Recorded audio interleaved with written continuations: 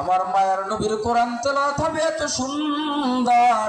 আমার মায়ার নবী যখন কোরআন তেলাওয়াত করবে, জান্নাতি মানুষগুলো একদিন নয়, 2 দিন নয়, 1000 বছরও নয়, হাজার হাজার লক্ষ বছর পর্যন্ত আমার মায়ার নবীর কোরআন তেলাওয়াত শুনিয়া জান্নাতি মানুষগুলো বেহুশ হয়ে জান্নাতের ময়দানে পড়ে থাকবে। আমার নবীর কোরআন তেলাওয়াত হবে এত সুন্দর, জান্নাতি মানুষগুলো বলবে আল্লাহ ও আল্লাহ, আমার মায়ের নবীর কণ্ঠের তেলাওয়াত বন্ধ করবা না, কারণ আমাদের নবী কোরআন তেলাওয়াত করতেছে আর কেমন যেন আমাদের হৃদয় বড় সান্ত্বনা পাইতেছে।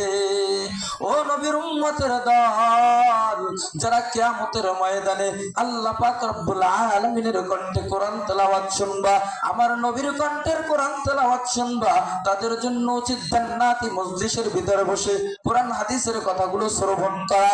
এর নবীর উম্মতের দল, জান্নাতে তো হবে আসল মজমা, কিন্তু দুনিয়ায় তো এটার স্যাম্পল। যেই দিন আমার আল্লাহ জান্নাতি মানুষের সামনে আসবে, জান্নাতি মানুষদের সামনে যখন আল্লাহ সালাম দিয়ে জান্নাতি মানুষের সামনে প্রবেশ করবে, আল্লাহ পাকের নূরের তাজাল্লি দেখিয়া জান্নাতি মানুষগুলো হুশ হারায় বেহুশ হয়ে পড়ে থাকবে। একদিন আর 2 দিন নয়, ওই 70,000 বছর পর্যন্ত আল্লাহ পাকের নূরের তাজাল্লি দেখে তারা জান্নাতের ময়দানে বেহুশ হয়ে থাকবে। আবার যখন তারা হুশে আসবে, আল্লাহ পাক রব্বুল আলামিন জান্নাতি মানুষের সামনে কোরআন তেলাওয়াত করবেন সূরাতুর রহমান থেকে। আমরা দুনিয়ায় বসে তো সূরা রহমান আমরা যেভাবে পড়েছিলাম যে আর রহমান আল্লামাল কুরআন খালাকাল ইনসান, কিন্তু আল্লাহ পাক রব্বুল আলামিন ওই দিন তার নিজের দিক সম্বোধন করে বলবে আনার রহমান,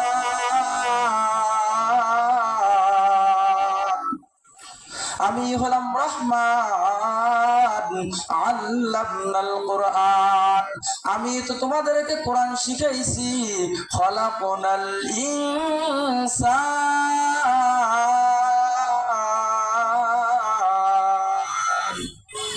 আল্লাহ পাকের কোরআন তেলাওয়াত কত সুন্দর হবে।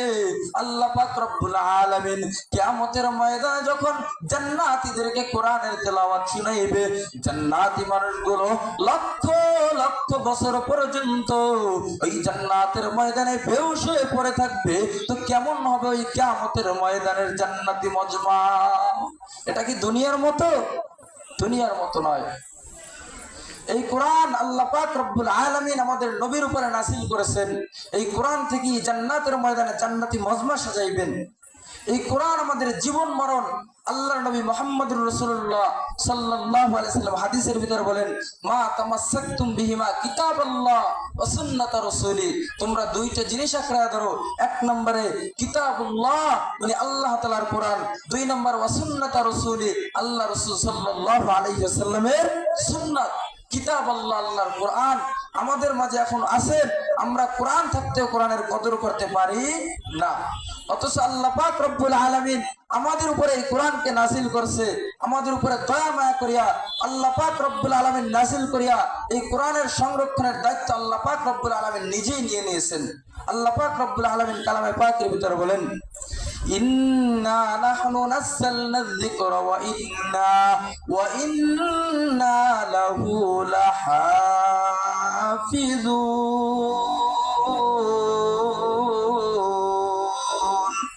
ই কালামে জিন্দা কুরআন হাকিম তাকাসারাত আনহু ইফহামুর রিজালি বাহা কুরআন কালামুল্লাহ বসনো কদিমাস্তি নঈন।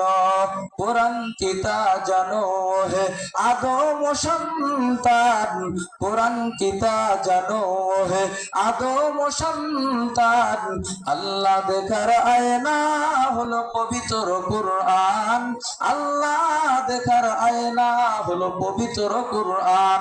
ও মুসলমান ইমানদার আল্লাহর গোলাম, ভালো করে শুনে নাও, কোরআন তো আল্লাহ পাক রব্বুল আলামিন আমাদের উপরে নাযিল করেছেন, কিন্তু সংরক্ষণের দায়িত্ব আমার আল্লাহর।